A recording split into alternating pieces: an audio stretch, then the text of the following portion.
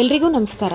ವನಿತೆ ಕನ್ನಡ ವಾಹಿನಿಯ ಶ್ರೀರಾಮ ನವಮಿಯ ನಮ್ಮ ಪರಿಸರ ನಮ್ಮ ಜವಾಬ್ದಾರಿ ಸಪ್ತಾಹದ 7ನೇ ದಿನ ಇದು ಅಂತಿಮವಲ್ಲ, ಹೊಸ ಮುನ್ನುಡಿಯ ಆರಂಭ. ಈ ದಿನದ ವಿಶೇಷ ಪರಿಸರವಾದಿ ಸಾಲುಮರದ ತಿಮ್ಮಕ್ಕನವರ ಬಗ್ಗೆ ಸಣ್ಣ ಮಾಹಿತಿಯ ಕೈಪಿಡಿ.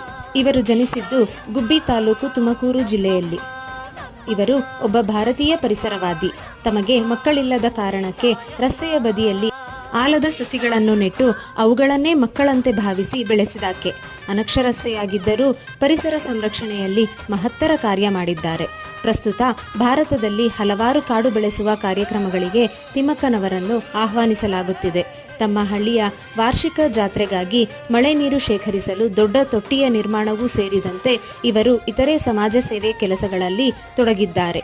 ಮತ್ತೊಮ್ಮೆ ನಮ್ಮ ಪರಿಸರ ನಮ್ಮ ಜವಾಬ್ದಾರಿ ಎಂಬುದನ್ನು ಹೇಳುತ್ತಾ ಈ ಸಪ್ತಾಹವನ್ನ ನೋಡಿ ಪ್ರೋತ್ಸಾಹಿಸಿದ ಎಲ್ಲರಿಗೂ ನನ್ನ ಧನ್ಯವಾದಗಳು.